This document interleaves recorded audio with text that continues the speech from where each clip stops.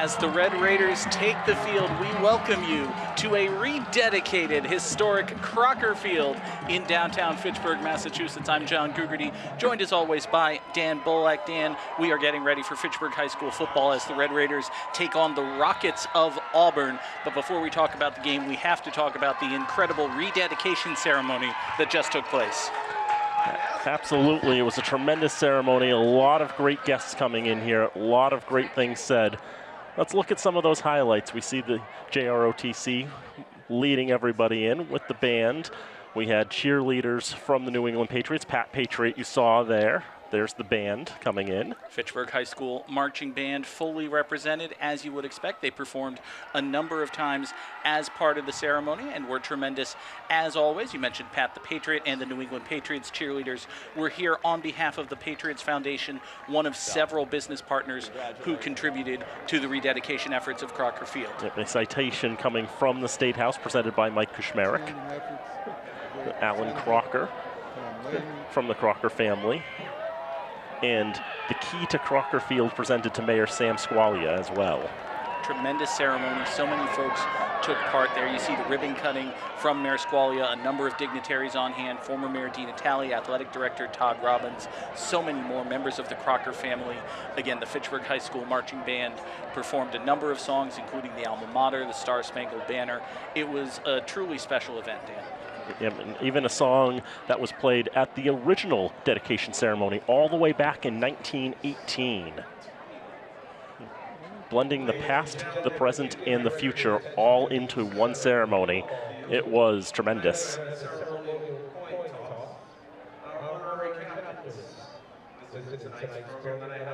Ellen DiGeronimo, Mr. Stephen Di Natale, Mr. Todd Robbins, Mr. Richard Kazanjian, representatives from the New England Patriots Foundation, Mr. Jeremy Roach, Mr. Lenny Laxo, Mr. Peter Carlson, and Mr. Pete Stevens. Teams are heading to midfield for the coin toss. Captains for the Red Raiders are Luis Santos, Ali Coheel, and Masango Amate Nagabe. And for the Auburn Rockets, Tommy Hayes and Joey Petrozzoli St. Jean. They call him Joey three names for good reason. They do. Bill Goslin is our referee. Going over instructions with the captains.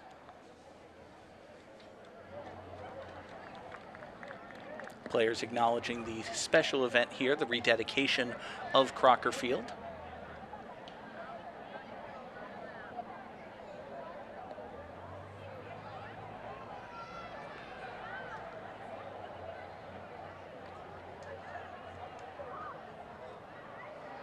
Looks as though the Raiders have won.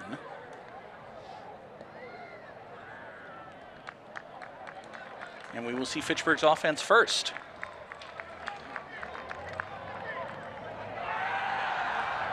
So as we rededicate historic Crocker Field and get ready to start what we hope will be another tremendous century of football in Fitchburg, it will be the Red Raiders taking on the Rockets of Auburn. Dan, real quick before our national anthem, what can we expect from Auburn's offense? Not the double wing. Okay, it's going to be something different. Something a little more conventional. I believe they generally run the shotgun, something to that effect. Jaden Ortiz has already thrown for 5 touchdowns in this 3-game campaign thus far. One of the players to watch is going to be Braden Belanger. He's just a sophomore, but as a freshman, he was already lighting it up last year for the Rockets. We'll hear a little bit more about him coming up, but for now we will step aside for the national anthem. It's Fitchburg High School Red Raider football, and it's here on FATV. Or they may not play the national anthem. My apologies. They had that as part of the rededication ceremony. So we'll jump right into football. Dan, tell us more about Auburn. So Auburn 1-2 on the campaign. They've scored 21 points in all 3 of their contests. They lost to Bay Path, conceding 39. Beat Tantasco on a last-minute touchdown. And the Warriors scored 20 in that one. And they lost to Maynard last week. 35 was what the Tigers scored in that one. Ortiz had 3 touchdowns, found Adam Bonneville, Patrick Saucier, and Zach Wetzel for scores. It will be Jaden Ortiz kicking off for the Rockets. Jerome Best set back deep to return for Fitchburg. And Dan, I believe you have the play-by-play for quarter number 1. I do. Thank you very much, John. Ortiz does have the leg to put it through the end zone, and he puts a good amount of leg into this one, but he'll be taken in at the 15-yard line by Best on the far side hash as he cuts up to the middle of the field. Now back at the 35-yard line, wrestled down by 2 different Rockets.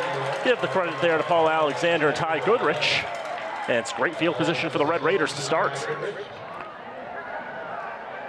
Jerome Best, one of the offensive highlights for the Red Raiders last week, threw a touchdown on a double pass. Catch and run made on that play by Alan Hall. We'll see a lot of Best, a lot of Hall, and of course a lot of number 4, Zacchaeus Collins. He's the quarterback for these Red Raiders. Indeed, he's a sophomore. Jerome Best is a sophomore. They've split the quarterback role a little bit in the first few games, but last week we saw Collins, for the most part, play the entire game as a quarterback, except for really that double pass. Low snap on first down. Collins will roll to his right. He'll throw. It's going to be caught and dropped by Torres. It will be considered a drop. Did not complete the move, which is to the Raiders' benefit, because if they ruled he had completed the move, it would be Auburn football. There were a number of Rockets players surrounding that loose ball. Officials ruled that Jonathan Torres never really maintained possession. We'll take another look here.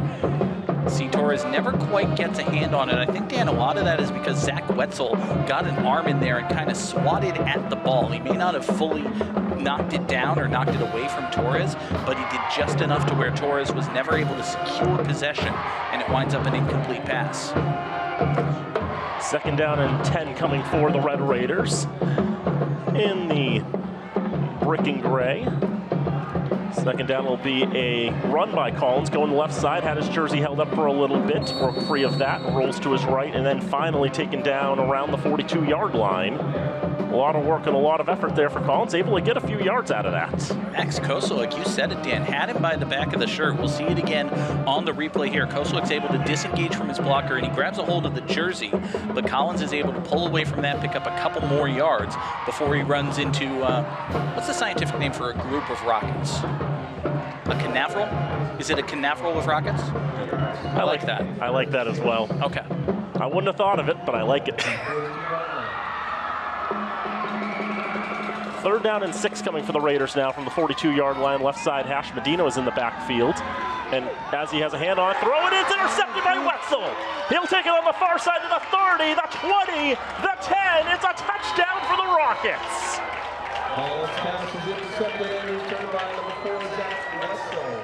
A 50-yard pick six by Zach Wetzel opens the scoring for Auburn. And I think Zacchaeus Collins was trying to hit Alan Hall over the middle, but he was under tremendous pressure. He was basically being sacked as he releases this ball. He's got Chase Reyes all over him. He's trying to find Hall, but that was just a poor decision, I think, by Collins. A relatively easy interception by Wetzel, and then great blocking, great vision by him. He takes it all the way for 6 points. Liam Doyle will be out for the extra point. He's a perfect 5 for 5 on the campaign. Wetzel will be the holder on this one as well. A little bit of jumping on that one. Offside, 69 defense, half the distance to the goal, replay the try. Isaiah Solomon is called for the offside. It's good to see he's all right. He got hurt last week's game. We didn't see a whole lot of him in that contest, but it's good to see he's all right back playing. Solomon, one of the defensive leaders for the Red Raiders, comes in with 10 tackles on the season. He's also run the ball 4 times. That was in the first game back when he had a lower number. So now with it being 1.5 yards from goal, Auburn is going to try to get 2 points this time. They are, I can only tell you, they're not perfect at 2-point conversions this season. Jaden Ortiz will line up under center and send a man right through the line, and Tommy Hayes, the captain, will get on through for 2. That offside penalty really coming back to bite the Raiders. Got the Rockets halfway closer to the line, to the goal line. They decided, let's line up, go for 2, punch it in, give it to big number 5, and he's able to do just that. Bit of a gift when your first play, snapping the ball to your quarterback, is on a conversion. Well, that's what Auburn gets, and with 1:10 gone in this contest, they've got the first strike. They lead 8-0. It's got to be tough, Dan, for Fitchburg's offense, or any offense, when you not only turn the ball over, but turn it over in a way that scores points for the other team. You've got to be able to, contain yourself, let that go, and immediately get right back to it. And I'm sure that's what Paul DiGeronimo, you saw him here on the near sideline just a moment ago. I'm sure that's what Coach DiGeronimo has said to his team. You've got to let that go. You've got to take it as it is. You're getting the ball back down 8 points. Let's go tie it up. We saw the Raiders also go into the air a little bit. We saw them find a lot of success going through the air last week against Shepherd Hill, whereas they were held to about a yard a carry against the Rams. Ortiz will kick it off again. Best will take it in right at the 13-yard line, trying to go up the middle now, going out to the far side, found a hole, still going to the 40-yard line. Another good run back by Best.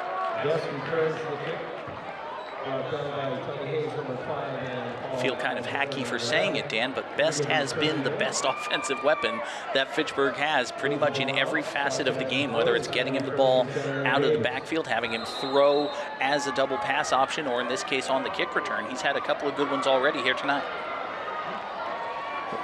Wearing number 28, he is a sophomore, first-year varsity player. And we've talked a few times, and I think really, Dan, that's going to be a theme of this season for the Red Raiders. The youth they have, see if they can build and develop into a contending ball club. First down, Best drops the ball. That's going to be a live football. It's still on the ground. He's got to race for that ball. It's a fight for it. And Auburn's going to have it. Recovering it there on the fumble is Ty Sharpenter.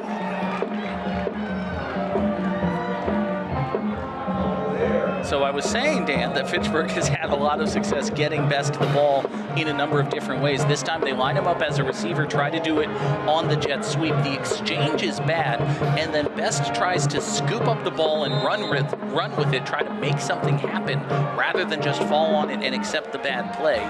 It was that second attempt at scooping the ball that really knocked it loose and what led to the turnover. Now the first play from scrimmage for Auburn is a run to the left side, and this is Belanger. Belanger finding some room on the outside and getting to the 23-yard line. Braden Belanger, the sophomore, a couple touchdowns on the season. This is just a simple toss play to the left side. Got the fullback, got the left tackle blocking for him.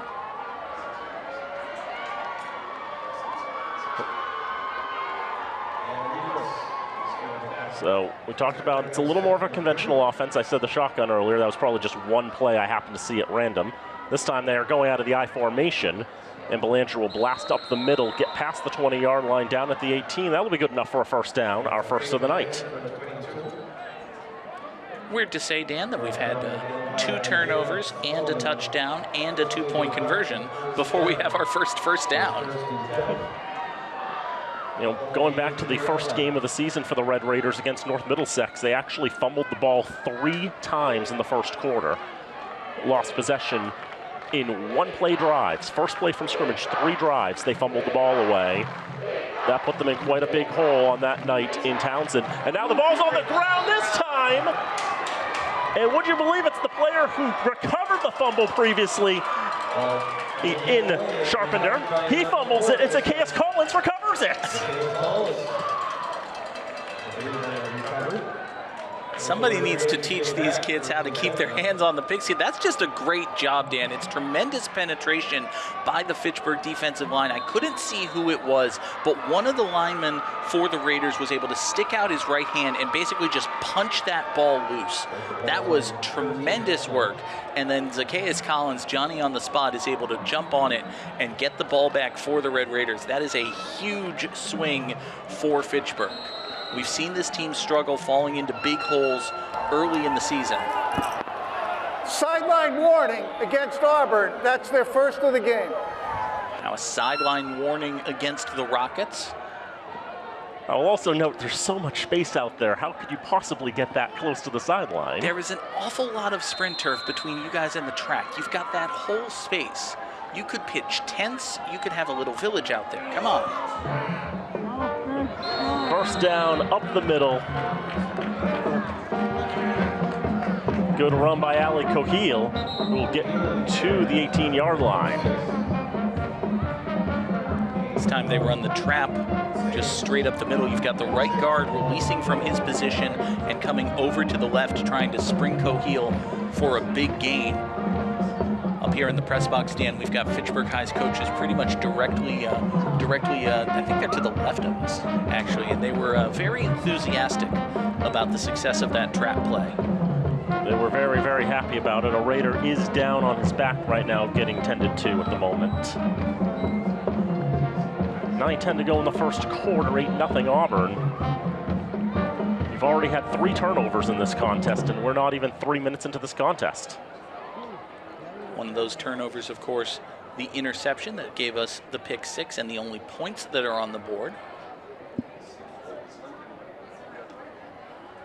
Looks like the injured Raider is that Chris Rivera? Yes. Chris Rivera, the junior tight end. Good to see him getting off the field under his own power, though obviously gingerly so. We'll keep an eye on him, see if he's able to recover and get back in this game, but obviously we wish the best to Chris Rivera. His 47 yards receiving on the season, is the leading returning receiver for the Red Raiders as well.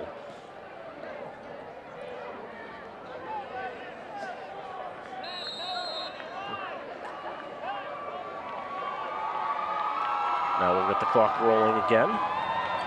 Second down coming is Zacchaeus Collins. Getting the play from the sideline, will deliver it to his offense.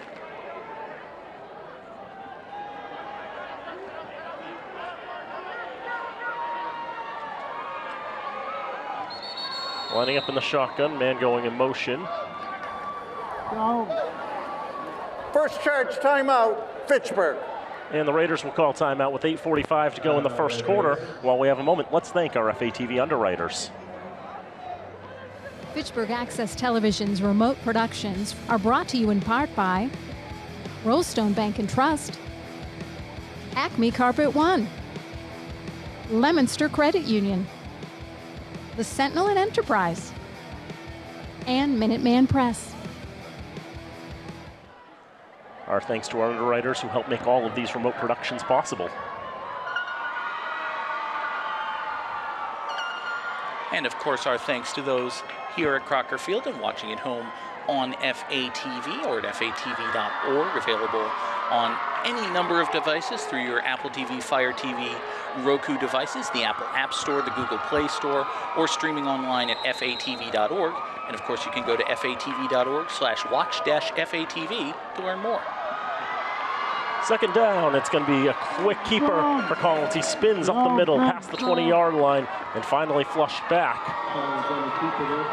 Bring it to the 21-yard line. Collins was moving a little gingerly there, Dan.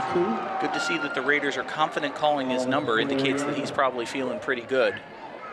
This time he gets good initial blocking and then great second effort to spin out of a couple of tackles before being brought down by a Canaveral of Rockets. Naturally, now that I've hit on a funny thing, I'm going to beat it into the ground. I'll try not to say it again this half, okay? Third down, it's going to be another keeper by Collins, trying to fight for yardage. He needed to get 2. I think he only got 1.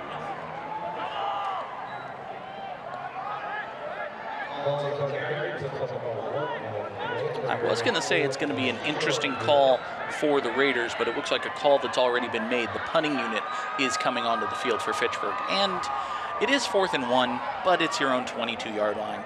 I don't hate this. It's one of those challenging propositions. So here's Chavez Hernandez, excuse me. Particularly after a 3rd and 2 play where you only get 1 yard, it's hard to ask your team to go out there and get 1 on 4th and 1.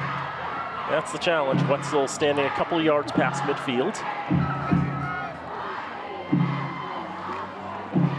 Solid snap. Not everything in that boot. It'll bounce around. It'll get past midfield. And it will at least stop in Auburn territory. It'll be down at the 48-yard line of the Rockets. About a 31-yard punt for Chavez Hernandez. A little bit better than his average on the season, but we'll see Auburn's offense get the ball back, 1st and 10 at their own 48-yard line. And Dan, on that first possession, the only team that looked capable of stopping the Rockets was the Rockets. They were moving it down the field pretty quickly before fumbling. We'll continue to work out of the I formation with 2 receivers to the near side. One goes in motion. Try to balance it up. Belanger goes to the left. Coquille wraps him up. Collins there as well. They'll take him down at the 49-yard line. That side, on the Fitchburg side, a gain of 3. Fitchburg brings pressure from the offense's left side. Good blocking there by the fullback, Hayes. Opens up a little bit of a hole for Belanger. He picks up 3. Approaching halfway through this first quarter of play, the Rockets with an 8-0 lead. This is their second drive of the contest. First one ended in a fumble. It'll be a keeper. Jaden Ortiz bouncing out to the near side and gets past the corner at the 20-yard line. He's pushed out of bounds by his counterpart in Zacchaeus Collins. That's a big gain for the junior quarterback. Ortiz does have a rushing touchdown already this season, Dan. This time he keeps it himself. There's a big hole on the right side. He isn't even touched until he's pushed out of bounds by his opposite number, Zacchaeus Collins. One quarterback tackles another, but it's a big gainer for Ortiz. Sets up the Rockets 1st and 10 at the Red Raider 15. 34-yard run by Jaden Ortiz. Rockets now in the red zone, 15 yards from goal, 1st and 10. Maybe Belanger will go to the left side. Bounces off one tackler. Collins, the first half, him wrapped up and taken to the ground. Mark him down at the 9.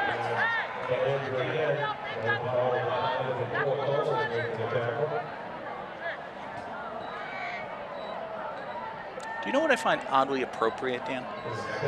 The Rockets do not have a number 21 on their roster. They know that that belongs to Roger Clemens, and I'm okay with that.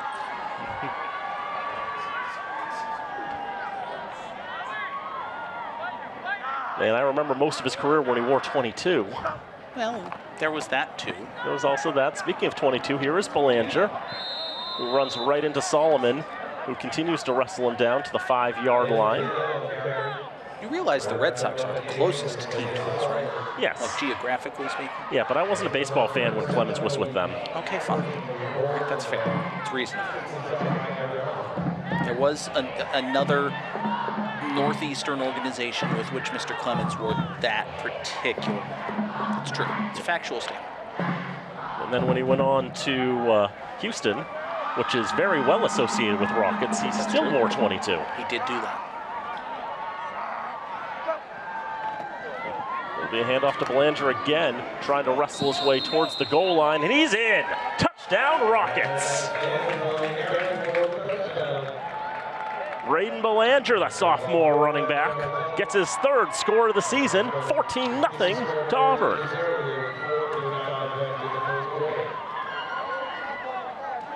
It's as simple as it gets with this Rocket offense, Dan. They just power it up the middle. They had the big run by Ortiz, obviously, but for the most part, it's just handed off to 22, let him get behind a couple of big guys. He gets some yards and some points. Liam Doyle will kick the extra point through. He remains perfect. Had extra points this year, make him 6 for 6. And it's 15-0 to Auburn. We saw this last week, Dan, with Fitchburg taking on Shepherd Hill. They were able to get one score in that and keep it a little close, but it got out of hand quickly. Unfortunately, that's been a running theme for the Red Raiders all season long. They've conceded at least 40 points to each of their opponents. They haven't scored more than 14. 14 has actually been the high number of points for the Raiders on this 15-game losing streak that they're currently on, dating back to their last victory, which was in the penultimate game of the 2022 season against Tantascwa.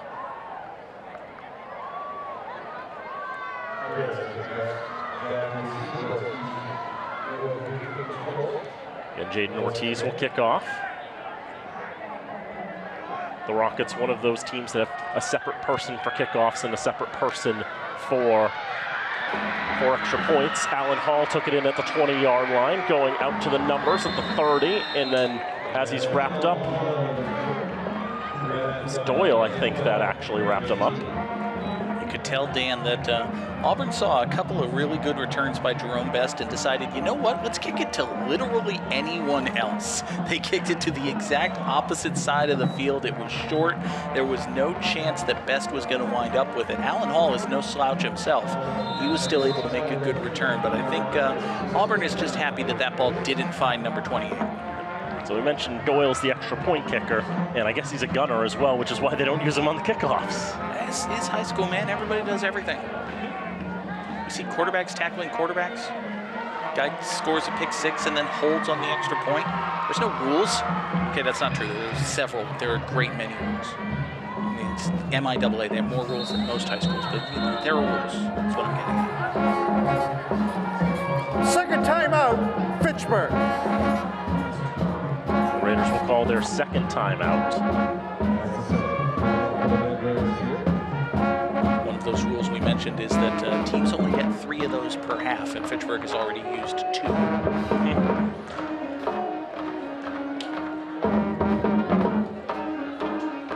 So 4:28 to go again in this first quarter of play. Auburn is playing Fitchburg for what we believe is only the second time ever. These teams met up for the first time last year down in Auburn. That was a 35-0 victory for the Rockets. And Brain Belanger had 20 carries for 155 yards. He scored 3 times. And Auburn finished with 302 yards more than Fitchburg did in that contest. So you're saying it wasn't close, is what I'm getting. That's what I'm picking up. Is that what you're putting down? Because that's what I'm picking up. Okay. That's the vibe. Okay. That's a low snap, and Collins can only eat it. Collins took a pretty big hit as well. Joey Petrozzoli St. Jean, after Collins had already picked up the ball from the turf. Take a look at it again. See, he picks it up, he's down right there, he gets covered up and then covered up again by Petrozzoli St. Jean for extra special good measure, I suppose. 6-yard loss on the team rush.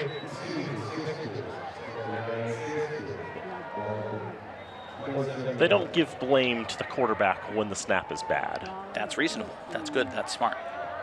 I also like how they don't take yards away from the quarterback on kneel downs. I wish Madden would do that. It hurts my stats. Well, that's an NFL thing. 2nd and 16. Out of the empty backfield, it is Collins rolling to the left. Gets some yardage back. Most of the yards lost on the bad snap. Gets it to the 32-yard line. Red Raiders turned the ball over on this jet sweep earlier in the contest. This time they fake it and Collins keeps it to himself. It's a pretty big gain before he's brought down by a host of opponents. Dan, do you have a 0 on your team, on your program for the Rockets? Because I don't. I don't either. Interesting. We saw a 99 walking around earlier and we're assured that he doesn't matter. We didn't notice the 0. These are also different jerseys that Auburn normally wears. You'll notice pink numerals because it is that time of the year. It is indeed.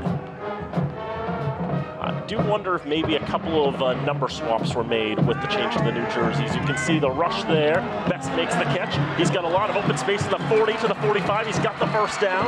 Spins around, tries to get to midfield. He's not going to get to midfield, but he already got past the line to gain. Give him to the 49-yard line. It's a first down for the Red Raiders. Dan, I want to say that this was a beautifully drawn up screen pass, and in many ways it was, right? Because the idea of the screen pass is your quarterback invites the pressure and then floats it over the line to the wide open running back, who then runs like the Dickens. The idea is that he has blockers in front of him, which isn't exactly what happened here, but the good news for the Raiders is he had nobody in front of him. So I guess it worked. It worked. I mean, it obviously worked. Colin Mockery and Ryan Stiles probably had some zingers that worked out better than they were expecting it coming out of their mouths. That's right. It's good improv. Exactly. Ali Cohil goes up the middle on first down, gets 1. I don't know if yes and is a great offensive football philosophy, but I'm in favor of it. This time it was Coheel straight up the gut. He was met first by Tommy Hayes, but he had a great deal of support as well. You see this Auburn defense, Dan, there are some big fellas on that line. We are learning more and more that a lot of teams like to keep the sizes a state secret. I'm seeing less and less rosters bring heights and weights. I haven't actually seen any team that I've called this year list a height or weight. Coheel dives up the middle, and it's a gain of 1 yard again. I would suspect, Dan, that there are perhaps a number of reasons for that. Chief among them is that's an ever-fluctuating figure. I mean, you're talking about, 13, 14, 15, 16-year-old kids. There are growth spurts and things. And also, speaking as a person who was once 14 years old with a weight that started with a 2, that can be an embarrassing number for some people. It may not want to be shared, that sort of thing. My weight started with a 2 when I was 14 as well, and frankly, when I was younger too. I would pay a lot of money to have a weight that started with a 2 right about now, but I digress. Collins rolling to the right side of Reyes with a lot of pressure on him. Gets that throw off. Best isn't able to make the catch, and even if he had, it wouldn't have been given because he's a couple of yards out of bounds. But that, just like on the last third down play, you saw Chase Reyes just blasting into the backfield, and Collins is backpedaling before he even has a chance to really do anything. There's a little shoulder fake to try to get Reyes off of him. That buys him time to throw. But as you said, Dan, the pass was a little bit high. Nothing Jerome Best could do about that one. Even if he had brought it in, he would have been well out of bounds.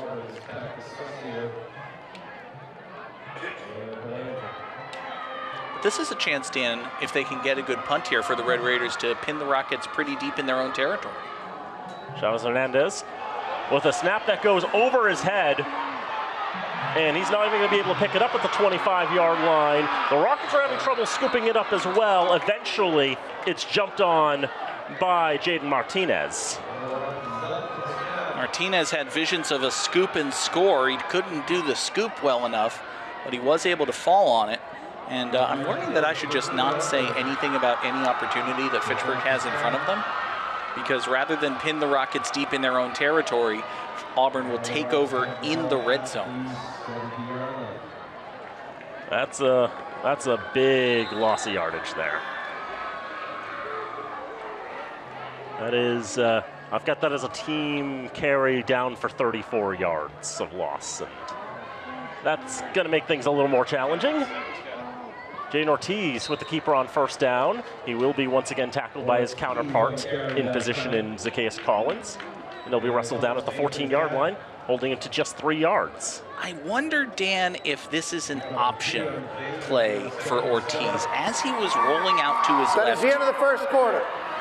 As Ortiz was rolling out to his left, he did have Braden Belanger kind of behind him and off to the left, where it was at least possible that he could have pitched it that way. I don't know if he was looking that way. I don't know if that's a designed option where it's the quarterback's call or a designed play. But I think that that might be something to watch as the teams change end and we head for the second quarter here at historic Crocker Field. 15-0 to the Rockets, and they're threatening for more. Let's talk a little bit about the Rockets' name. Sounds good. It's a good name, I must say. It's pretty unique. There aren't too many Rockets around. Needham's the only other school I can think of in Massachusetts that have the Rockets. They're not a Central Mass school. But, they've only been the Rockets for 32 years. Okay. What were they before then? I say as though I'm not looking at the name on my program here. From 1935 to 1992, Auburn were the Dandies. The Dandies. That was a nickname given to them by Al Banks, who was a longtime cartoonist for the Worcester Telegram. I don't think the Gazette was part of that at the time. And from 35 to 92, they had the name. And then students were thinking, Dandies isn't really that intimidating, is it? If I'm a high schooler, if I'm a 14-year-old boy, I don't love being a dandy. Right now, I'd love to be a dandy. I think of myself as a dandy. Look at this tie. This is a dandy tie. But if you're a high schooler, I understand. So they did a contest, and Rockets was the winning name. And it's so fitting because in 1926, the first successful liquid-fueled rocket launch was conducted in Auburn by Dr. Robert H. Goddard. That is Goddard country. So we get ready for the second quarter of action here. Handoff goes to Belanger. He bursts through a hole to the right. One man to beat. He will beat him. Touchdown, Rockets. Braden Belanger, a 19-yard touchdown run, his second of the night. Auburn goes up 21-0. See Solomon trying to break in the backfield and wrestle him down. At that point, it's just a race to the pylon. And nobody can get there quickly enough. Just all that open space. No Raiders were out there that far out. Just easy mode for Braden Belanger, second score of the night. Liam Doyle will attempt the extra point. Good snap, good hold. The kick is up. And Dan, we were talking about it earlier tonight. The Rockets have gone from 21 to 22. How about that? It's the past playing itself out. We don't script this, folks, I promise. There might have been a 12 in the middle of that in reality, but we're not going to care about that. No, absolutely not. Yep. I mean, if Watson doesn't think Toronto exists, then... Talking a little more about Auburn High School, they have a person who went to Auburn High School who went on to pitch in the major leagues, Tyler Beatty. Okay. In 2009, as a sophomore, he led the Rockets to a state title, had an ERA well under 1. Then he transferred to Lawrence Academy up in Groton, which is closer to here than it is to Auburn, and was drafted in the first round of the MLB draft twice. He was drafted out of high school, and then he chose to go to Vanderbilt instead. So then he was drafted again 3 years later. Kickoff returned by Torres. He's across the 30 to the 35, spins out of a tackle, and is finally swarmed down at about the 37-yard line they'll give him. Some right judicious umpiring done by good friend Dave Douglas, of course. It's a funny thing, Dan, when we were talking about the officiating crew before the game, you said, well, I know who the umpire is, and just from that, I was able to suss out, oh, so Dave Douglas is the umpire and Bill Goslin's the referee? That's correct.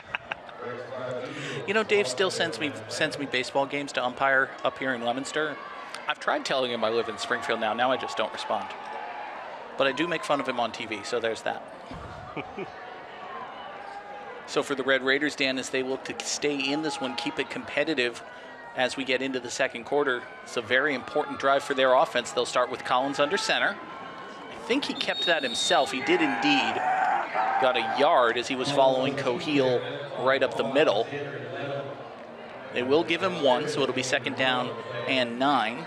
See Paul Alexander, one of the many Rocket defenders. You see it was Alexander there just kind of grabbing Collins by the waist. Not the smoothest German suplex we've ever seen, but it's effective. Stopped his momentum. Got to pop his hips a little bit more if he wants to get that Kurt Angle action going. You just try to do what you can to get the job done.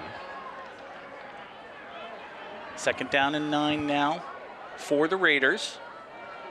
Collins under center. This time it is Coheal up the gut. He doesn't get much more than his quarterback did. Just a yard.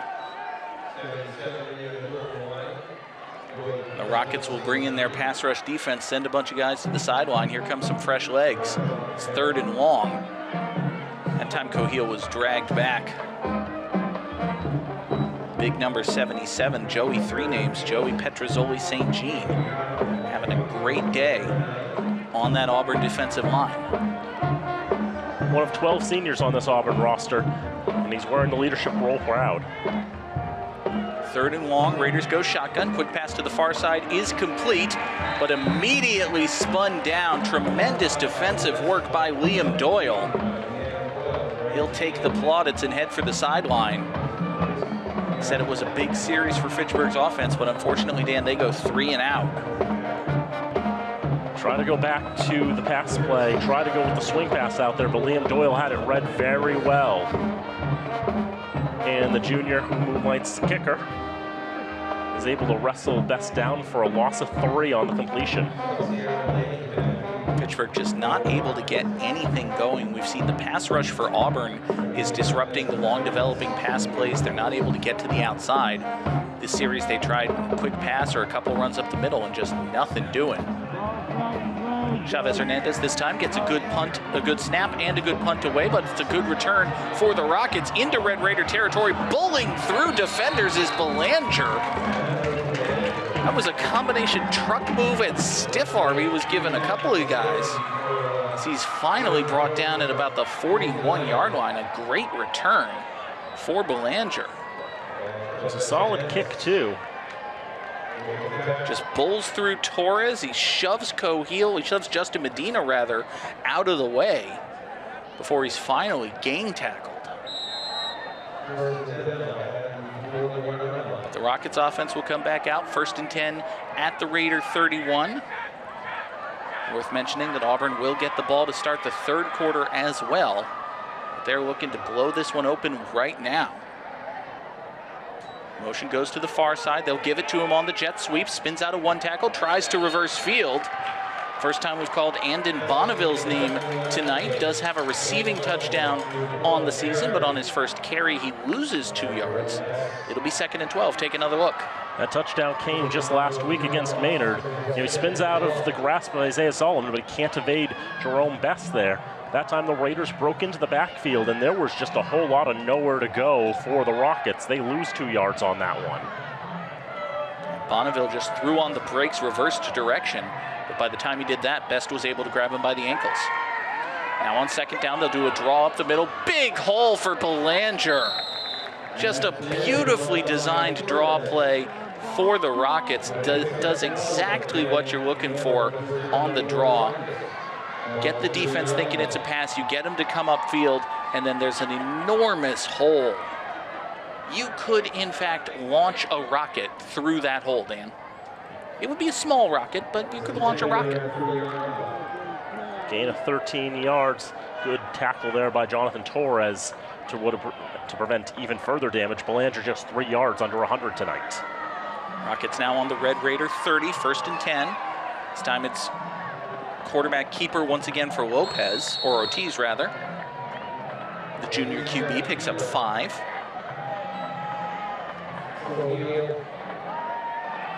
Ali Cohiel and Masango Amate Nagabe in on the hit for the Red Raiders. That time they fake to the fullback, and it's the quarterback Ortiz who keeps it himself. He was actually right away, Dan. He had Maximo Bronya all over him. He was able to avoid that tackle and pick up 5 yards. Definitely had the courage, kept the ball, kept a good grip on it, and just wrestled his way forward for 5. I formation, 2 tight ends this time for the Rockets. They'll go to the deep man Belanger. He's into the 2nd level. He's across the 15. He's going to be brought down just shy of the 10-yard line. So I think it'll be 1st and 10 for Auburn at the 11-yard line. They can technically get another 1st down before scoring a touchdown. But again, Dan, just look at these holes that the offensive line for the Rockets is opening up. Belanger has all the time in the world to build up a head of steam, and then when he builds up a head of steam, that is not a guy you want barreling down on you if you're a defender. He's running down players like he is a literal rocket, and you don't want to get in the way of one of those. Give it to him again on 1st down. This time it's failure to launch for the Rockets. Bursting into the backfield for the Red Raiders was Isaiah Solomon. We spoke at the top of the broadcast about how it was good to see him back out there on the field after he suffered an injury last week. You can see him fired up after this big TFL. He's definitely getting just about everywhere in the 1st level, trying to stop the Rockets from gaining as much space as they can. That time he's able to read it well and pull down Belanger for just a 1-yard gain. Belanger still in the backfield. They'll go strong eye on 2nd down. Play fake to him, roll out to the right. Plenty of space in front of him to the 5. Lunges for the end zone, and he is in. Touchdown, Jaden Ortiz. 10-yard touchdown run. Make it 28-0 in favor of the Rockets.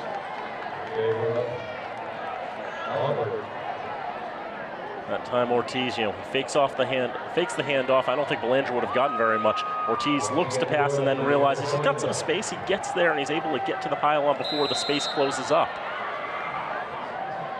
That time, Dan, Fitchburg's defense just wasn't able to keep contained, not able to get the quarterback, or keep the quarterback in the pocket, rather.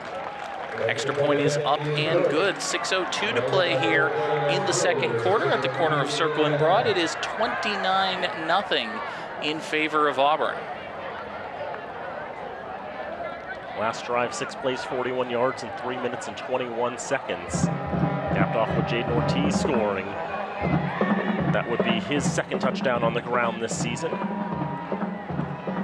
Ortiz had a big run on an earlier drive, set up another score by the Rockets. Dan, this Auburn offense looks very potent tonight. I think we're seeing a lot of the similar to last week's game against Shepherd Hill, in which it definitely looks to me like the opposition's line is bigger and stronger than Fitchburg's line. It's overwhelming them, and they're having a lot of trouble creating space, creating holes for their running backs to go through. And that's really fouling up the Raiders' offense. Now, the bad snap on the last punt, on that punt earlier, is also fouling up the stats. The Raiders are in the red in terms of yards in this contest. It's a short bouncing kick taken in at about the 33-yard line and spun down after a short return is Lucas Savard. First time we've called the sophomore's name tonight. Red Raider offense will come back out on the field. And Dan, as hard as it's been for Fitchburg's offense to get anything going, the defense, even if you have one positive play, Auburn knows that they can just hand it off usually to Belanger again, and he's more likely than not going to make up whatever loss and probably get another first down. I mean, this is an Auburn team that has scored exactly 21 points in each of their 3 games this season, and they already have 29, not even halfway into the second quarter. They've been running basically at will with very little resistance, and the Raiders trying to make the ground game work. It hasn't been working. And they've been a little skittish to go back to the air. They'll try the ground again on first down. Jerome Best came in motion. He takes the handoff looking for something to his left. There is just absolutely nothing there. Best did all he could to stay on his feet and wait for that play to develop, but there was no ability for him to turn the corner, get upfield. It's a loss of about 3. Call it second down and 13 now for Fitchburg. That's the thing when the opposition is able to overwhelm the line and overwhelm all the flanks and the holes, get out there quicker. There's just nothing that Best could do on that one. Best thing he probably could have done would have been throw it at that juncture. And would there have even been anyone open? Would it have even been well advised? Who knows? I think if you start improvising and chuck the ball out of bounds at that play, you're talking about linemen downfield, and it's the whole thing. It's not great, I don't think. Second down, they'll go play action fake. Collins' pass to the near side is complete. That's Ali Coheel on the catch. He's back out just past the initial line of scrimmage. It'll be about 3rd and 8 now for Fitchburg, so call that a gain of 5.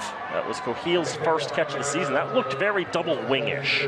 That's one of the many formations the Raiders have in their playbook. They do have a number of different looks. That's one thing Paul DiGeronimo has baked into this offense. If one look, one formation, one type of offensive attack isn't working, the Raiders have the ability to at least try something else. No guarantee that that'll do any better, but better than doing the same thing that already hasn't worked, I guess. 3rd down and 8, back to the shotgun. Try the quick pass to the far side again. That's incomplete. Up and over the head of Jerome Best. Nothing he could do about that. Raiders got a couple of yards, but they will have to kick it away again. Auburn will get the ball. 4:18 left to play here in the second quarter. The Rockets still have all 3 of their timeouts, and again, they will get the ball to start the 3rd quarter. See, there's Zacchaeus Collins taking instruction. Got to get that ball down, hit that receiver right in the numbers. It's got to be tough. It's frustrating when you're down 4 scores, but you still need to execute. Bad snap here. Chavez Hernandez does a good job recovering, gets away a great punt. Taken in, running backwards at the 20-yard line. Trying to make something out of the return, spins out of a tackle at the 35, but he's swarmed and driven down there. Wound up being a pretty good return for Patrick Saucier. He's a junior. Auburn's offense comes right back out. They already lead by 4 scores. Feels like we started this game 7 years ago. It doesn't really. It's been pretty quick, actually. But, you know, there was a joke there. I couldn't not make it. Do you expect me to not make a joke? You know me better than that. Well, we started half an hour late, too. But that was the scheduled time. It was. Auburn comes out in the I formation, play action fake. This time they do pitch it to Belanger. Comes up the near side, gets a few yards. Dan, I feel exceedingly smart because I said that was a thing that might happen, and they did indeed go with the pitch to Belanger off of that play action fake. So many different ways to get Belanger involved in the offense. It's basically like, I don't know if it's all from the jump a triple option, but that's the essential look, right? You've got the option of the fullback up the middle. Don't like that. Okay, I'll keep it myself. Wait a second, I'm going to get hit. I'll pitch it over here to my good friend Braden. He's good, he's fast, he's talented at football. He can run for a little bit. Now they'll do it again going to the right side. Belanger's got a first down and more into Red Raider territory. Dan, that's just the exact same play. They just ran it the other way. Mirror image. Belanger's such a strong running back. He's able to get it to that outside, get into Raider territory. Again, I don't know if this is pure option or if it's designed that you're going to do the play fake and then toss it out. But either way, it's a very difficult look for the Red Raider defense to handle, to know where the ball's going. If the Rockets can execute that, they're going to be, and they have been, pretty much impossible to stop. Now on first down, they go up the gut with Tommy Hayes. He gets a good gain. We've seen Auburn mix it up a number of times, Dan, but these first 3 plays of this drive have all been the same look, and it's been very effective for you. One of those old statements that they say is, if something's working, keep running it until they stop you. And it's got to be a great feeling in that huddle. Like, oh, that got 7 yards? Okay, let's do it again. We'll be happy getting 7 yards. We'll get 7 yards until we can't get 7 yards anymore. This time it's Hayes up the gut. He's across the 40, across the 35. He's got a little bit more than 7 yards. He's across the 30 before being brought down. Move the chains once again. We'll go under 2 minutes to play in the first half. The Rockets will have it at the Red Raider 29.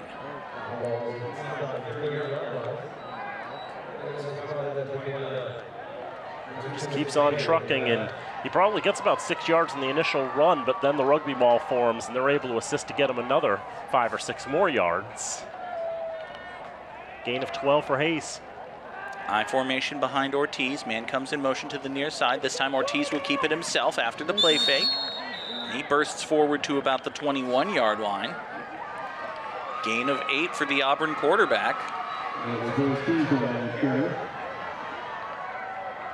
It's very simple, Dan. It's essentially the same look over and over and over again. It's an I formation.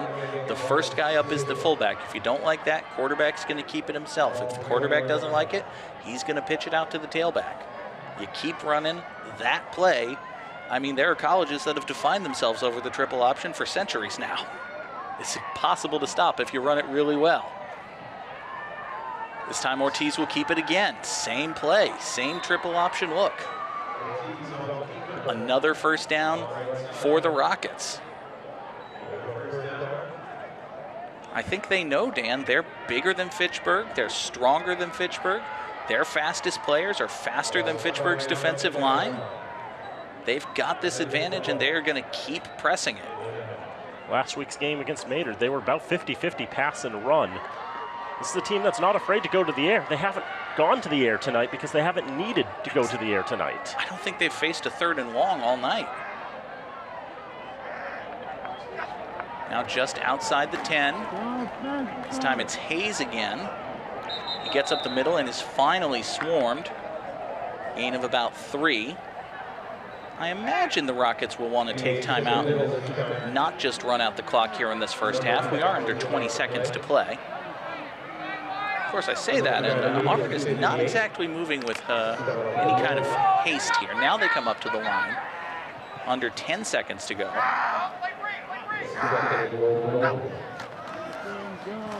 Play fake.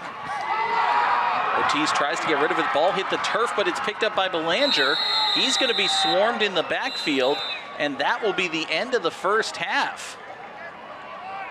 So Auburn elects not to use their timeouts. That is the end of the second quarter. The Rockets elect not to use their timeouts. They just keep running that triple option. It finally doesn't work for them. Fitchburg's defense is able to get a stop, and we'll go to the locker rooms. Maybe a little bit of a morale boost, if nothing else, for the Red Raiders, but it is still 29-0 in favor of Auburn. Could just very well be. Jeff Cormier was pretty satisfied with how the first half had gone, getting those 29 points. Doesn't really need to try to press for a fifth score in the first half. They'll just keep on working and keep on chugging away and try to get it in the third quarter. But just a great first half for Auburn. Starts with the pick six, and then the offense seems nigh unstoppable. You were asking, you didn't think that the Rockets faced a third and long. In my book, they haven't faced third in anything. That's good. If your offense can avoid facing a third down for the entire first half, you're going to put up some points. And you take a look at the scoreboard, yeah, Auburn's put up some points. 29-0 in favor of the Rockets. We'll take a look at the stats in a little bit, but for now, Dan and I will take the halftime break alongside the players. Folks, come on back for the second half of action from historic Crocker Field, right here on FATV.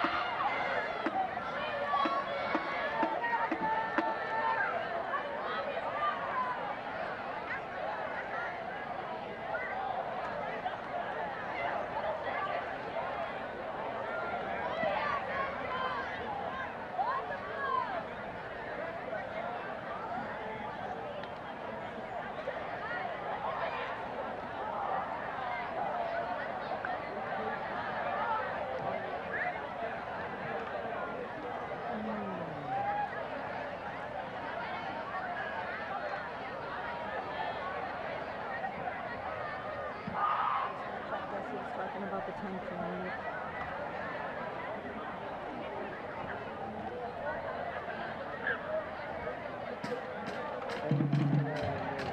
No. So look at how.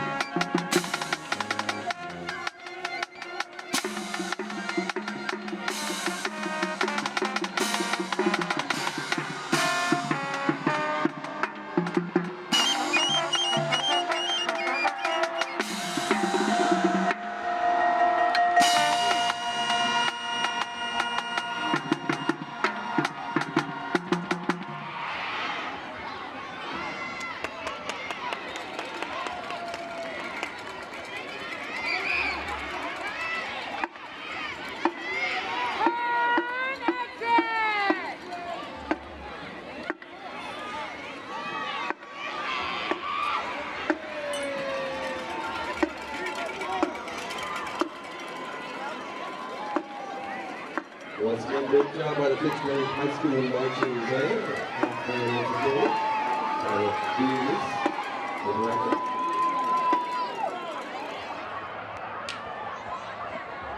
Back here at Crocker Field, Fitchburg trails Auburn by a score of 29-0. But Dan, as frustrating as the action on the field has been, the story of the night really was the action on the field before the game, the rededication here of historic Crocker Field. Absolutely. We had just some tremendous moments earlier today as we got a lot of people together, came and thanked them for all the work and all the effort they did to help make this long-standing dream a reality. And it's been a project many, many years in the making. Folks in Fitchburg, you know all about it. It took a great deal of time, a great deal of effort, a great deal of money. I don't feel bad saying that either. But it was a lot of work, but it was all for a tremendous cause. There you see the New England Patriots Foundation, one of many sponsors here. And as we refocus our attention on the field for the first half, it's just been a tremendous showing, really, by the Rockets of Auburn. Indeed, coming into tonight, 11th in Division 5, even with just a 1-2 record. Opened the scoring with a pick six there from Zach Wetzel. Made it 8-0 after the convert. Jerome Best has shown himself to be quite adept to kick returns, so much that they are actively avoiding kicking to him at this juncture. That being said, there was this broken play where the handoff didn't go so well. Ty Charpentier ended up getting the handoff on that and then ended up losing the ball a few plays later, and Zacchaeus Collins got it back. Once Auburn's offense was able to hang on to the ball, though, they have been pretty much unstoppable. There you see Braden Belanger, one of his touchdown runs right there. A bad snap on a punt wound up setting the Rockets up deep into Red Raider territory. They would go on to punch that in once again after the teams changed ends, go to the second quarter. This is Belanger again. Just turns the corner, gets upfield. Nothing Hall can do about that. It has just been all Auburn, really, for this entire first half. And there's Jaden Ortiz getting the third offensive score for the Rockets in this contest. This was the last play of the first half of play, and that was a little bit of a broken play as Ortiz wasn't able to get it to Belanger, or at least he was able to get it to him, but not before losing some yards. And the Rockets would have faced third down for the first time in this contest had the clock told them, no, there's no more time for football. And really, Dan, Auburn, I don't want to say they didn't try because they were running offense, they were gaining yards, but they had all three timeouts in their pocket. They started that drive with more than 4 minutes to play, and they were content to just run their offense, let the clock go, and they had that bad play, wound up running out the rest of the clock. Never took a timeout in that first half. It's 29-0. They're aware that it's 29-0. They're going to get the ball back to start the third quarter. I don't want to say they took their foot off the gas, but they certainly didn't floor it. I think they felt second gear was probably good enough, especially for the end of that first half of play. Besides, it gets better gas mileage. Exactly. And Jeff Cormier didn't win 199 games in his career by flooring it all the time and having to go back to the gas station every 4 days. Absolutely not. Yeah. We talked privately before the game that one way or another there's going to be some history made between these coaches. Either Paul DiGeronimo would get his first win as head coach of the Red Raider football team, or Jeff Cormier would pick up his 200th as the head man for the Rockets. It's, I think I know which way that's going to go, but hey, there's an entire half of football to be played, and weirder things have happened than the Raiders coming back to win this game. I assume. Weirder things have happened in a 29-point comeback. I will say if Jeff Cormier gets the victory tonight, he'll be the 60th coach in Massachusetts high school football history to get to 200 wins. The next one might also be coming from Central Mass, and it might be a familiar name. Mike Dubzinski of Wachusett has 198 coming in tonight. They're not doing well against Natick tonight, but that's not too far away. Second half is underway. Kick is taken in at about the 14-yard line, cutting it upfield across the 30. Now spins across the 35-yard line to the 40 before finally being dragged down. That's Andon Bonneville on the return. Great return for him, sets the Rockets up with good field position. I'll have it just outside their 40, call it the 41-yard line. Dan, we talked a little bit about the provenance of this nickname, the Rockets. It doesn't feel like a football name. It's a great name. I love saying it. It just doesn't have the same feel as, the Tigers, the Lions, the Buccaneers, et cetera, et cetera.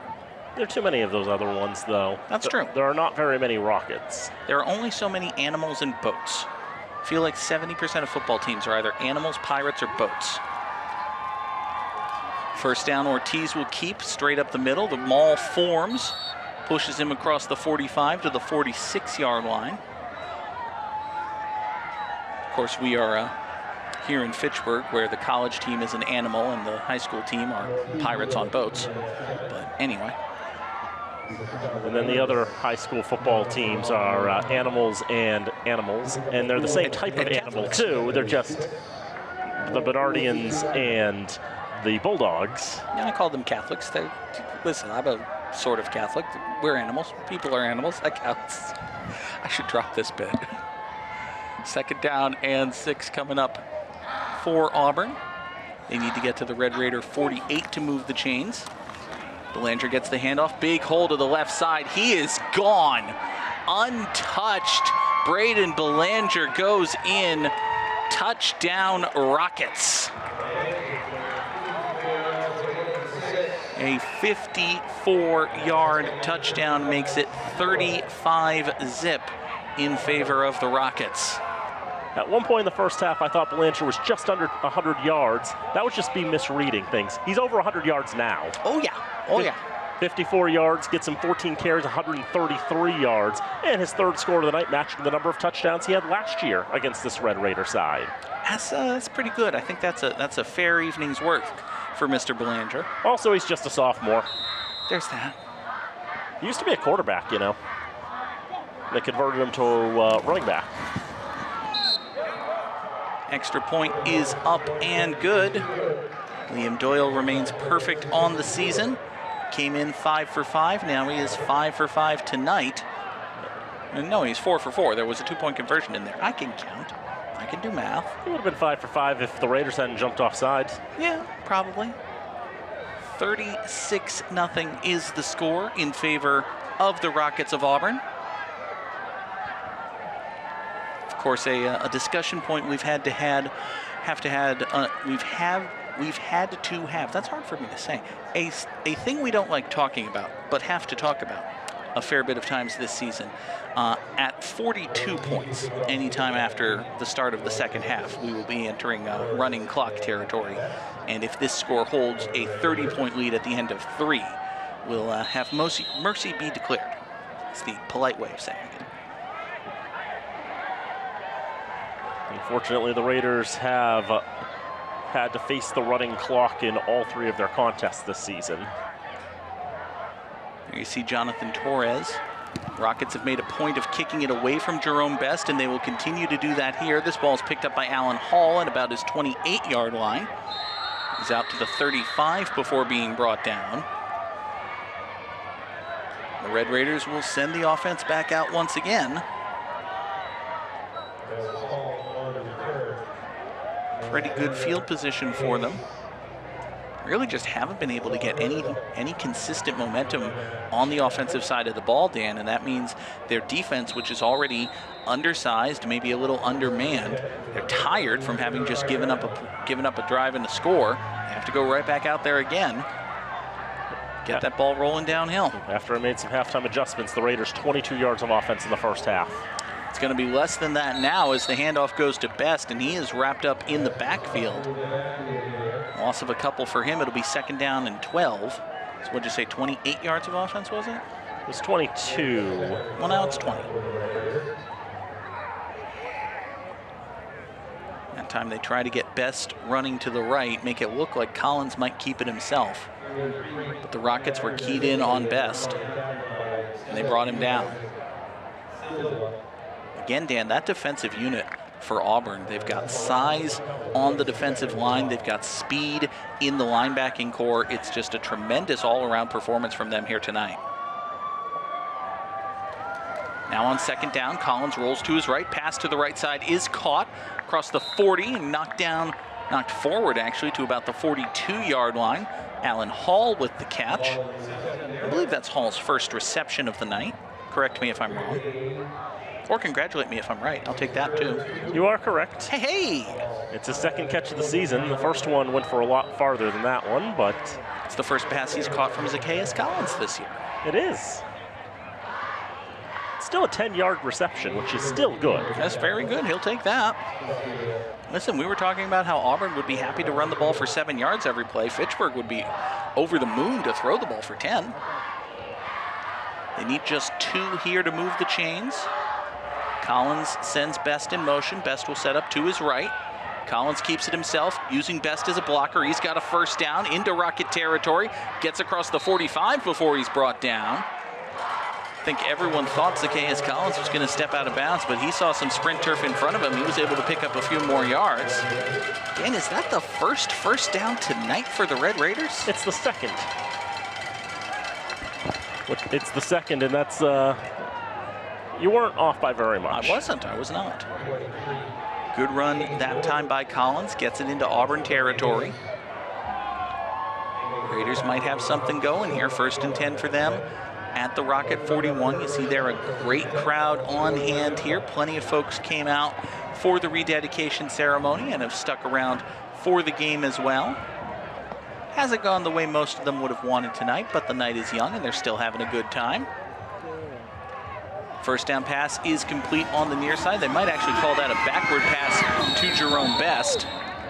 He gets across the 40 to about the 38-yard line. Dan, I know you're statting the game unofficially. Go ahead and credit that as a run. I think that was a backward pass, wouldn't you agree? I think it felt more backwardsy than anything. We'll take a look at it again. Oh yeah, Collins was at the 46 when he threw it, and Best caught it at the 47, so that was definitely backward. So it's a 4-yard carry for Jerome Best. And they call it 3. It'll be 2nd down and 7 for Fitchburg. But you see, Dan, Fitchburg has just a little bit of success with the run, and now they start doing that swing pass, try to open it up, try to spread out that Auburn defense, find a hole in it. Now they fake to Best. Collins will keep it himself, turn the corner at the 30. Zacchaeus Collins with a big run inside the 20-yard line. Another Fitchburg 1st down. We talk so much about the explosive offense of Jerome Best, you can forget that Zacchaeus Collins is a pretty talented ball carrier himself. This time he picks up a 1st down with this big run. Collins now over 50 yards on the ground tonight. Get him 22 yards on the keeper. Officially called out of bounds at the 16-yard line. There they will spot the ball. 1st and 10 Fitchburg. 7.5 minutes to play here in this 3rd quarter. Collins under center. Hand off to Jerome. No, I think that's Coheal up the middle. It's a big gain all the way across the 5-yard line. It'll be 1st and goal for the Red Raiders. Ali Coheal with his best run. We've seen a lot of runs for Coheal where it's a 1-yard gain because the line has been so strong, but this time the Raiders, even then, they still met him there and were going to stop him for maybe a yard or two, but Coheal found a 2nd gear and kept on driving and was just able to bully the Rockets inside the 5. 2nd, even 3rd effort for Ali Coheal. Pushes the Rocket defense back. Now Fitchburg has 1st and goal. Collins goes under center. Try Coheal again, straight up the gut. This time he's met. Actually, that was Best, the ball carrier. No, it was Coheal. It was Coheal. I was right, and then I was wrong that I was wrong. How about that? Got about half the yards he needed. Just ran into a wall. Tommy Hayes was the first one there, but he was by no means the only. That being said, if you're going to spot it on the invisible 1.5-yard line, I have to give you just 1 yard for that. Single back is Coheal. It's Collins with the keeper on 2nd and goal. Plunges straight into the line, and the officials say he's down. They'll spot it with the nose of the football just shy of the goal line. Basically tail on the 1. And that's why I had to give him to the 2, because otherwise I'd have to say that's no gain, but there's a clear gain there. As close as you can get without getting over. Dan, this is close enough, honestly. You could just snap it for that same play and just have Collins jump and lunge over the line, couldn't you? Just get the ball and keep a grip on it as you put it over the line. 3rd and goal. They'll go with the handoff straight up the middle and into the end zone. Touchdown, Red Raiders, Ali Coheal.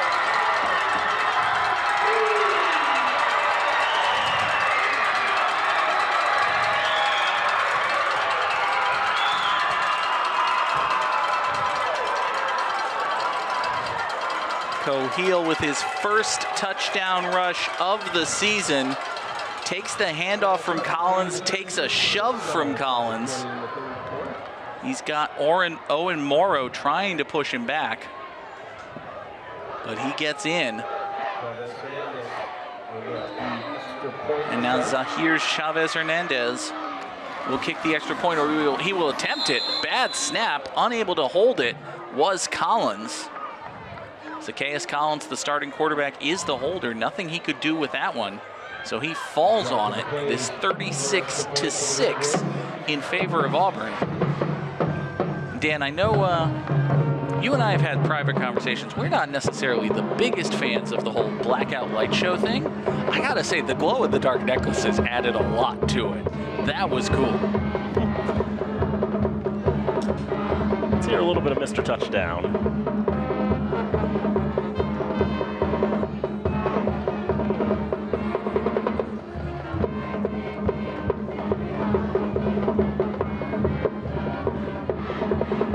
A great big cheer from the home faithful here at Crocker Field. Ali Coheel goes in for the first time this season, makes it 36-6 in favor of the Rockets of Auburn. Fitchburg's offense, Dan, really hadn't shown any life at all in the first half, and they were at least able to get some momentum behind them on that drive. 9 plays, 65 yards, took 5.5 minutes, but they marched down methodically and got themselves a score. Low line drive kick caught on the fly at the 33-yard line by Caden Wood. He's across the 40-45, and he'll be marked down at the 46-yard line. Be more good field position for the Rockets.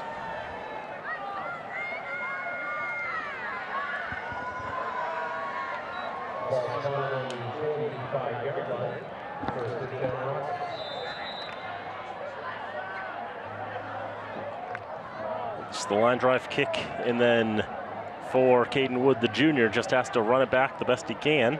Gets it to the 45-yard line. Handoff up the middle, gain of about 3 yards. There is a new quarterback in for the Rockets. That's A.J. Callahan, the junior, who took the snap. And I believe the ball carrier was Chase Reyes, the freshman. Yes, indeed it was. Rockets have just 3 freshmen. We've already seen Chase Reyes a little bit on defense, but he gets his first carry of the football tonight. That's a 3-yard gain. So it is the second unit in for Auburn. A lot of clean jerseys for the Rockets. Reyes gets the pitch on second down. He is upended. Might have gotten back to the line of scrimmage. No further than that. Great penetration by Masango Amate Nagabe, among others for the Raiders. It'll be 3rd down and 8. Amate Nagabe will earn a TFL for his efforts. Jerome Best in there as well. It was a case where Amate Nagabe went high, Best went low. There was nothing Reyes could do but fall on the rock. Now 3rd and 8, Reyes again. He is met at the line of scrimmage, driven down after a gain of a yard. Auburn is more than content with their point total. I think they're gonna try to see this one out. Gain of 1, and for the first time tonight, we will see the punting unit for the Rockets. Lionel Ginlay and Gustavo Lagos combining for the tackle on that one. Zacchaeus Collins and Jerome Best set back deep to return for the Raiders. Looks like Bryce Everson is the punter. I'll take your word on that. He's standing in profile, and I can't see his number. High left-handed punt, end over end. Fair catch called for and made. It was indeed Bryce Everson, the junior punter. Pretty good punt for him. Red Raider offense will come back out. They have a chance, Dan. There's a certain sector of fandom watching who may be aggrieved to hear this. They have a chance to take this out of the mercy rule. They can get points before the end of the 3rd quarter. Yep. They have 3 minutes and 6 seconds to march down the field and score. Because if they are unable to get into the end zone before time expires in this 3rd quarter, then Mr. Deal over there will run the clock.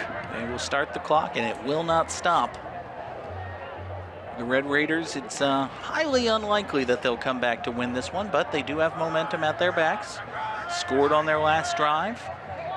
Stopped the Auburn offense. It's a season where you're looking for positives. Zacchaeus Collins rolls to his left. He is under pressure, and he is going to be dragged down deep in the backfield.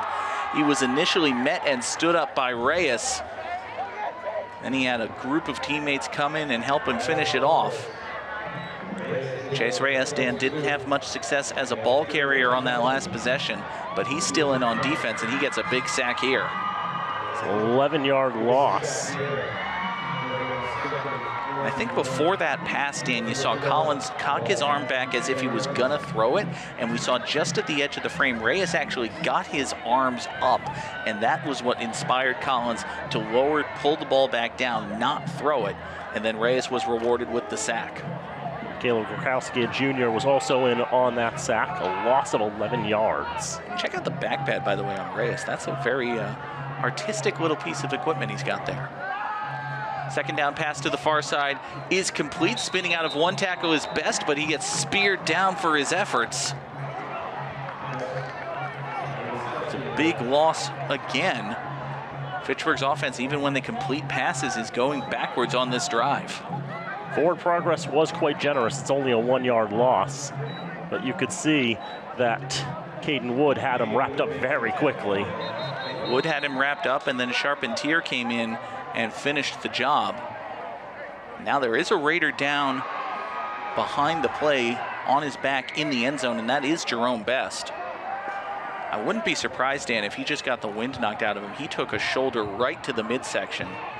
And you see, with the way he has his jersey cut, there's no padding right at the midsection there. There's just exposed skin, and that can't have felt good. No.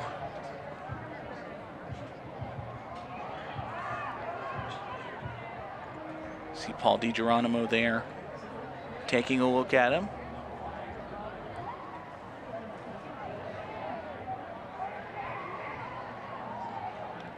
Obviously, you hope it's just a case of getting the wind knocked out of him, and that's a good sign that he's able to get up under his own power.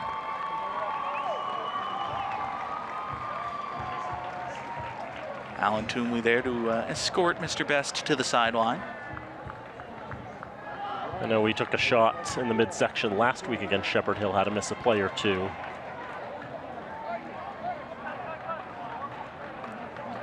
Alan Hall will check in for the Red Raider offense. Fitchburg will face 3rd and 22. Started this drive at their own 21-yard line. They're backed up all the way inside their 9. They're at a point where you need to avoid losing yardage, or your punt team's going to be short-handed, short-fielded. Collins keeps it, rolls to his left, under pressure, ducks out of one tackle, gets across the line of scrimmage at least, bowls through a tackle. He's down at about the 18-yard line. It's a pretty good run for Zacchaeus Collins, but it was 9 yards and you needed 22. So Fitchburg will send out the punting unit. And there you see Zacchaeus Collins doubled over in pain. He's a little hobbled as he comes to the sideline. Bowled over Liam Doyle at the very end of that. See all the effort that he had put in. Charpentier's not able to get the tackle. He bounces off another one, a third, and finally meets Doyle there at the 19. He comes up worse for wear.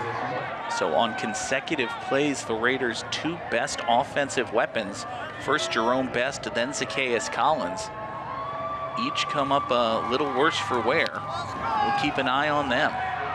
Chavez Hernandez's punt is away. Fair catch called for and made just inside Auburn territory at the 49-yard line. That was Patrick Saucier making the fair catch.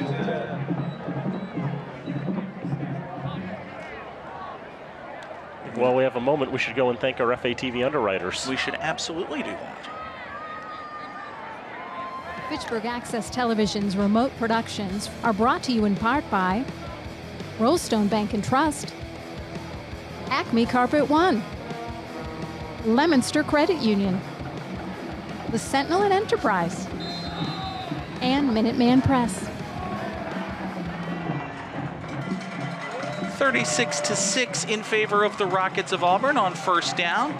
Keeping it himself and being dragged down in the backfield is A.J. Callahan, backup quarterback in for Auburn.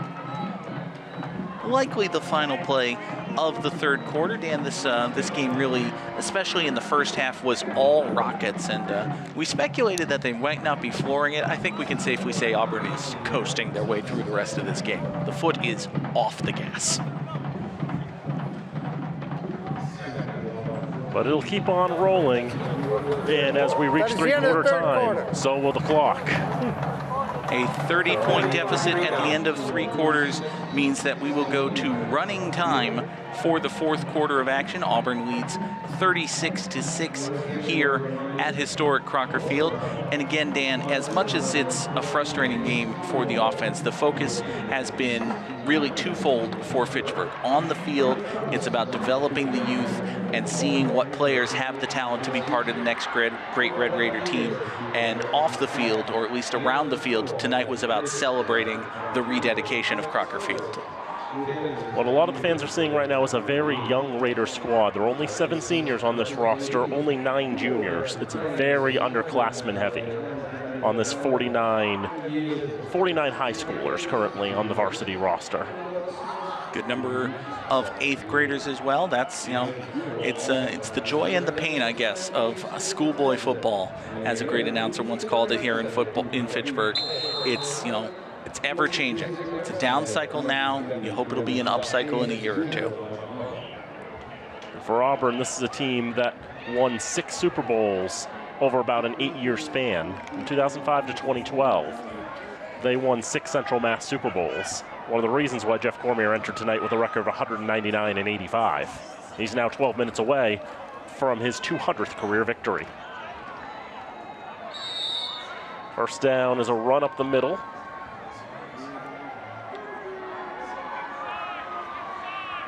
Trying to get a good look who the carrier was that time. Looked like Jaden Martinez, able to get to midfield.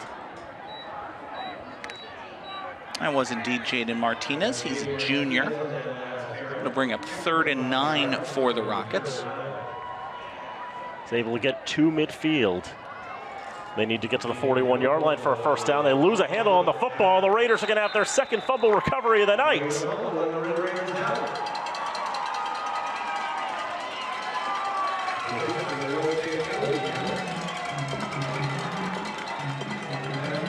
Jeremiah Troach able to fall on that one.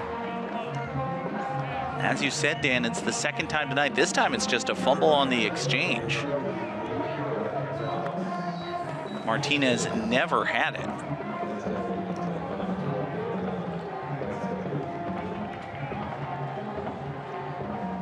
There you see Jeremiah Troach getting the congratulations from his team on the sideline after he's able to fall on that fumble.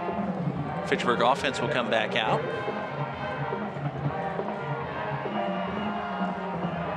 About 10:15 to go in this contest, and Jerome Best staying in the game. His elbow strikes the ground just as he gets to the 49-yard line of Auburn. So Dan, 2 pieces of good news for the Raiders on the injury front there. Not only was Jerome Best on the field, Zacchaeus Collins was on the field as well. They went with a direct snap to Best, but you see here on the replay, Collins is lead blocking for him. So on their last possession, Best and Collins both had to be helped to the sidelines. But it is good to see them back on the field. You see at the end of that play, Best wasn't convinced that he was down. I think he was. From my binoculars, his elbow struck the ground, and contrary to what we were told in a previous contest, if your elbow strikes the floor, you're down. Best has it again, going to the left side, but just not able to get any space on the flank. And Martinez, who came up with that fumble earlier, who fumbled it away earlier, he comes up with a tackle. Rex Vartamedian also teaming up for the tackle there. Hold him to a gain of 1. Second play in a row where the Raiders have gone with that direct snap to Best. I'm starting to wonder how much of that is wanting to try out a different look offensively, and how much of that is wanting Zacchaeus Collins on the field, but also not wanting Zacchaeus Collins to take any more hits tonight. Just curious. In a sense, effectively best as the backup quarterback, so.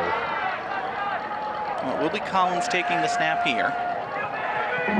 He will keep the football at the 45. Taking a few steps backwards, finally spun down at the 43-yard line. But guess what? That's good enough for a first down.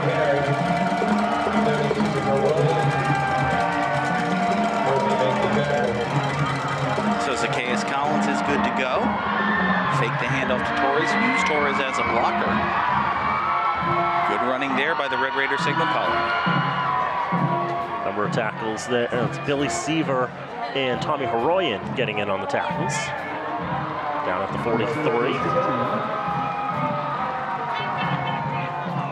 If I call out the tacklers now, it'll make it a lot easier when I restat this game later. Absolutely. You're helping future you. 43 yards from goal are the Raiders. 7:40 and counting to go in this contest. They trail by 30. Setting up under center. Cohiel in the backfield. Collins wants to throw. He is going to throw downfield into double coverage. It was nearly caught by Best. Had it in his hands, but it didn't survive the ground. Collins had to pump this ball. He wanted to get rid of it earlier. You see here right at the end, Best goes up. It's great downfield coverage as well. Jackson Finnemore was able to get back and apply some pressure. Collins, Dan, wanted to get rid of that ball earlier, couldn't because he was under pressure, had to kind of reset and rechuck it. That kind of threw the timing off, I think.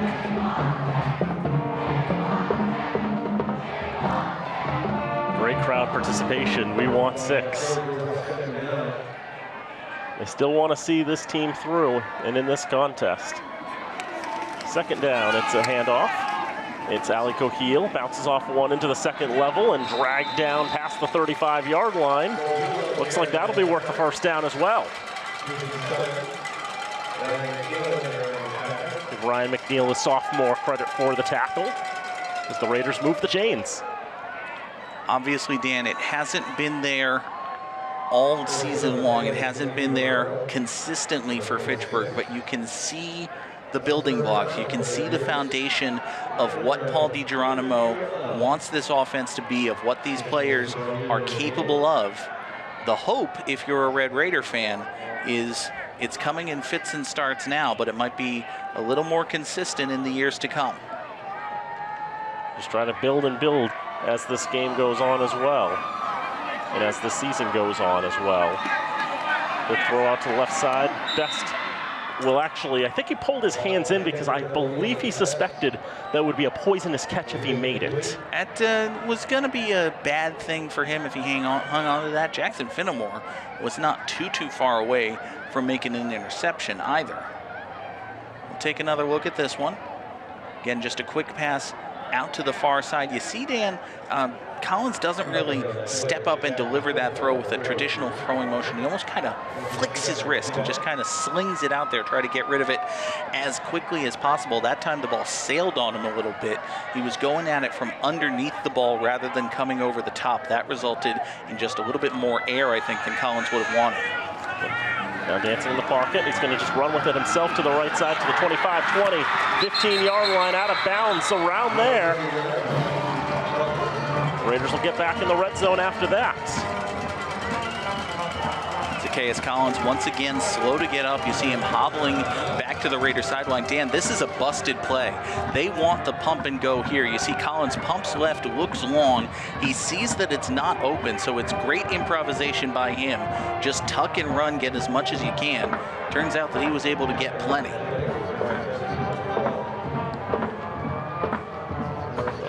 15 yards from goal are the Red Raiders.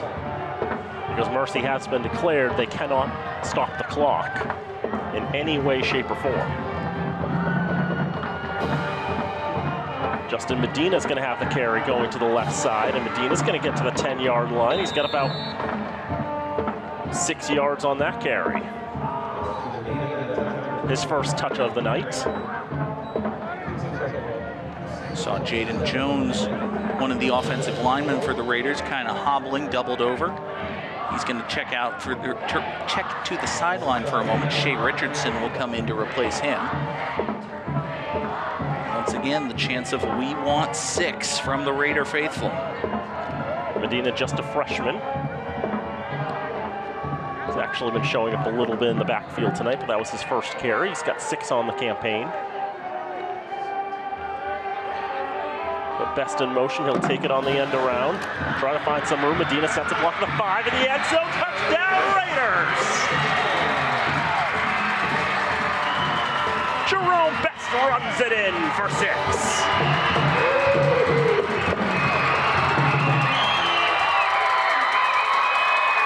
They tried a very similar play to this early in the game, Dan. It resulted in a fumble and a turnover. This time it's a quick pop pass forward to Best. Actually, it's a handoff to him on the jet sweep. He's got great blocking in front of him, great vision to find the hole. He's able to outrace his man to the corner of the end zone. Nothing Nick DiRoberto could do about that. It's a touchdown for Best. Best had the touchdown pass last week against Shepherd Hill. That's his first time running a ball into the end zone for the Red Raiders. Another poor snap. Collins is able to recover it, and there's enough time for Chavez Hernandez to put it through the uprights, and it's good. 2:15 and counting in this contest, 36-13 in favor of the Rockets.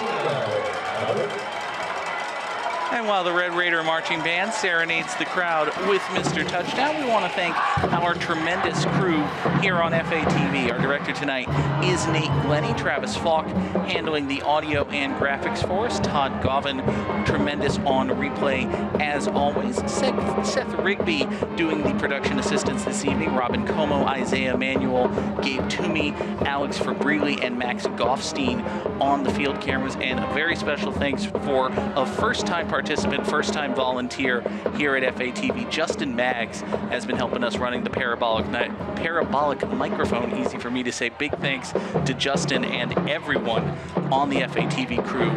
A tremendous job by all of them. There's Isaiah, there's Robin Como. They know when they're on. They don't get too many of them, but it's always nice to thank the crew. It really is, I say it too often and yet not often enough. I am so proud of the work that we do here at FATV, whether it's 36-13 or, actually close. We try to do the best we can, bringing you all the sights and sounds here from Crocker Field. If you're a Raiders fan, if you're a Rockets fan, we hope you've enjoyed the broadcast tonight.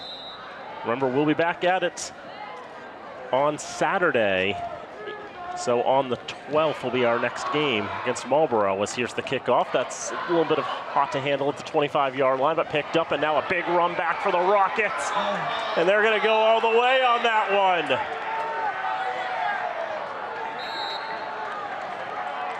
Touchdown Auburn.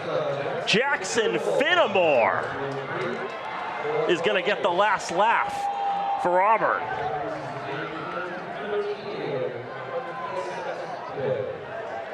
In all likelihood, the final touch of the night. You see, Finnemore had a little bit of trouble with it, but then he gets good blocking, finds the hole, and then just takes off. Up the right sideline, nothing Fitchburg could do to stop him. He goes in untouched. 42-13 is your final score.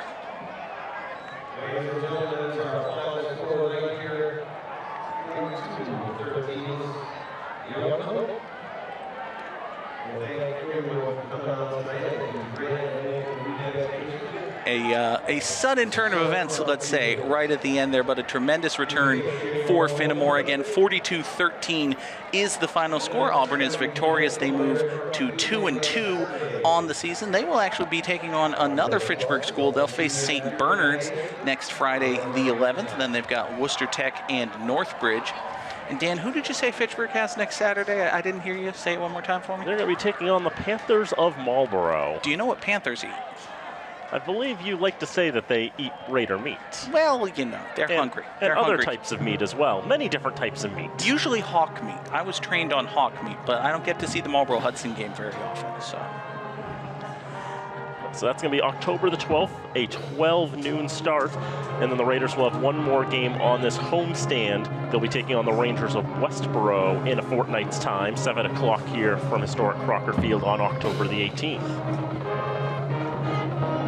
Just going to have a quick look at some final stats. Auburn finished with 241 yards of offense in this contest, all of it coming on the ground. Did not even attempt a pass tonight. That's the second straight week, by the way, that the Raiders have quote-unquote held their opposition to 0 pass yards. It's, at a certain point you want to have a good pass defense, but also if the other team never feels the need to go to the air, that probably indicates you have problems elsewhere. Raiders finished with 139 yards of offense, 111 on the ground, 28 through the air. Zacchaeus Collins, 12 for 74, also 5 of 11 through the air.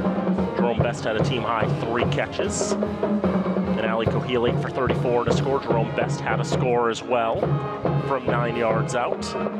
The Raiders, they had their moments in this game, but boy, Auburn just looked pretty overwhelming. Auburn looked really good. They were bigger, faster, stronger on all sides of the ball, and when you can say those 3 things, it's usually going to end well for you. We mentioned Auburn had scored 21 points in each of their first 3 contests. They're able to double that tonight. 42-13 is the final, but really, Dan, as difficult and frustrating as this season is, you zoom out for the Raiders, there's something here. It's not, the comparison I always make is a couple of years ago, Fitchburg State. They went winless. They were running the flexbone. It was a disaster.